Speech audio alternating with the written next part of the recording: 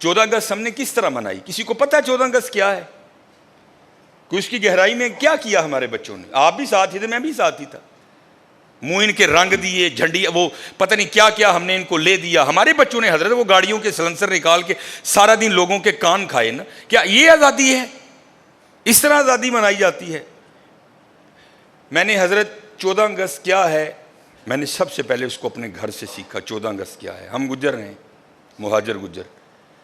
میرے والد صاحب 1951 میں ادھر پاکستان پیدا ہوئے. میرے تایا ابو وہ ادھر تھے، میرے دادا ابو ظاہر ہے وہ بھی وہاں سے آئے تھے. تو ظاہر ہے بچپن تھا، مہاجر ہو کے آئے، پاس کچھ بھی نہیں تھا، بڑی غربت دیکھی حضرت. تو ایک بات جو میں نے بڑی بار اپنے ابو سے سنی، ہم جب ہوئے والد صاحب واپڈا میں ملازم ہو چکے تھے، اللہ کی بڑی رحمت تھی. اے جی میں نے یہ بھی لینا ہے، میں نے وہ بھی لینا ہے. پہلی بار نا 9th میں ایویں پتہ نہیں میں تو پڑھ لیا ڈون کارلس، بڑا نام ہوتا تھا، سروس کا برانڈ تھا یہ. میں نے ابو جی سے کہا جناب میں لینے دے بوٹ لینے ہی ہیں دینے. وہ لے گئے. مجھے یاد ہے 1800 یا 1900 کے بوٹ آئے. تو جب بوٹ لے کے دیے نا ابو نے، ابو جی کی آنکھوں میں آنسو آ گئے. تو باپ تھا، میرے بھی دل کو ہاتھ پڑا. میں ابو جی کہتے ہوتے میں نہیں بوٹ لینا ہے، واپس کر دینے. نہیں کہتے بوٹ لینے سے مجھے کچھ نہیں ہو رہا. میں کیوں؟ کہتے یار مجھے اپنا بچپن یاد آ گیا. میں نے کہا کیوں؟ کہتے پتر تو نے تو آج 1800 کے بوٹ لیے نا.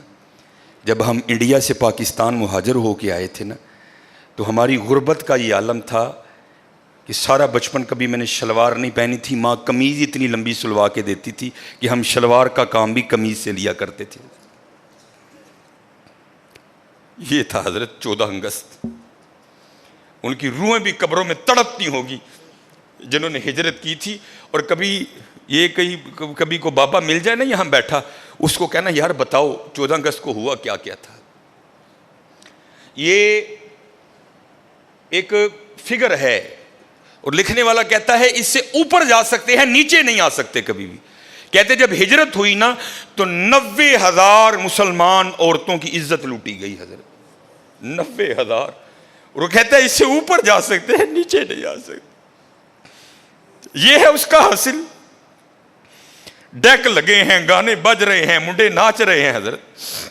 اگر کسی رکشے پہ کچھ 4 بیبیاں بیٹھی ہیں، سب لڑکوں نے اپنی بائکیں اس کے پیچھے لگا رکھی ہیں. یہ تھا 14 اگست. اس لیے لیا تھا پاکستان.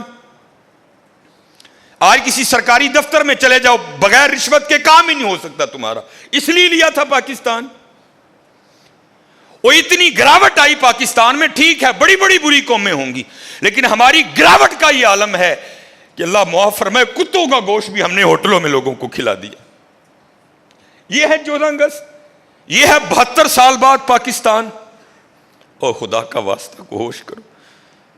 میں نے یہاں سے سیکھا کہ یہ ایک مہاجر کا یہ عالم ہے. پتہ نہیں لوگوں پر کیا کیا گزری ہوگی کہ غربت کا یہ عالم تھا. کہتے کبھی ہم نے اپنے بچپن میں شلوار نہیں پہنی تھی.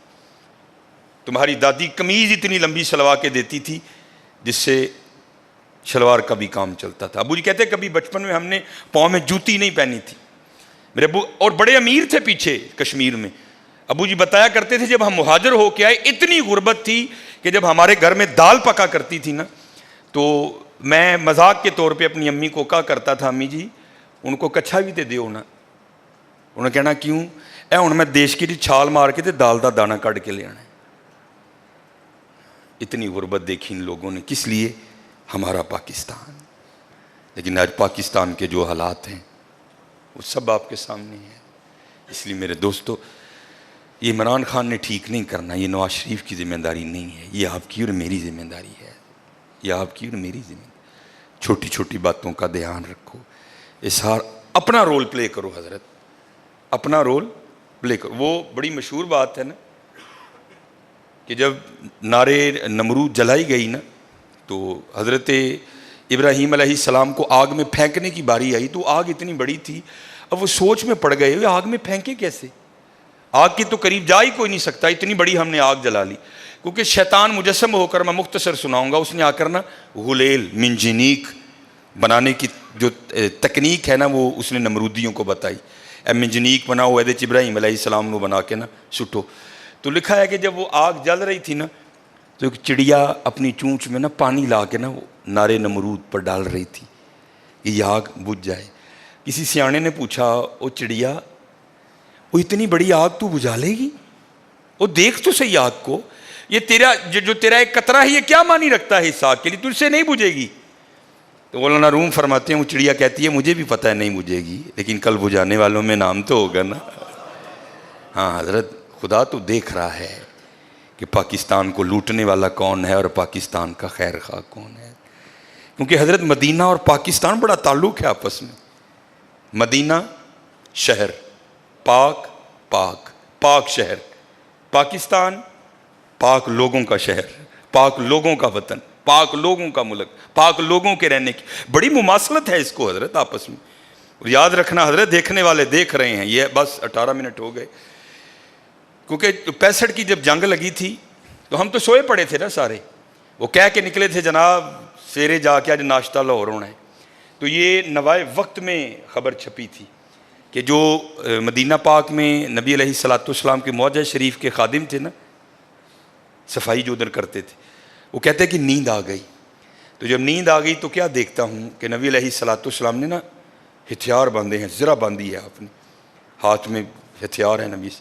تو کہتے خواب میں عرض کیا اللہ کے رسول علیہ الصلوۃ والسلام، یہ کیا عالم، زرہ باندھی ہے، ہتھیار آپ نے اٹھا رکھے ہیں، یہ کیا رنگ ہے؟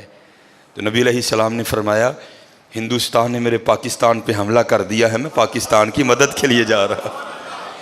اسی لیے تو بچہ پڑا ہے، ہم نے تو کوئی کسر نہیں چھوڑی حضرت، ہم نے کوئی کسر نہیں چھوڑی حضرت اس کو ڈبونے میں۔ یہ تو مدینے والی سرکار کی نگاہ مبارک کا فیض ہے کہ یہ پھر بھی کھڑا ہے حضرت، ہم نے کوئی کسر نہیں چھوڑی ہے ہم نے کہی۔ اور جب میں اکثر سنایا کرتا ہوں کہ جب محمد علی جناح رحمۃ اللہ تعالی علیہ کو حکم دیا گیا نا انگلینڈ میں، بڑا خوبصورت واقعہ ہے، میں بس اس کا اینڈ ہی سناؤں گا کہ جاؤ جا کر پاکستان کے قیام کے لیے کوششیں کرو۔ 3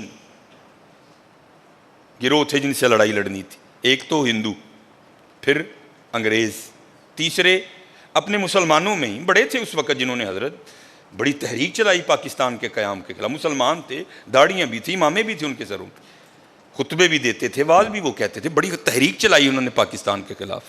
اب تینوں سے لڑنا تھا، تو محمد علی جناح کہتے ہیں کہ میرے دل میں خیال آیا میں کمزور سا آدمی ہوں، میں کس طرح لڑوں گا؟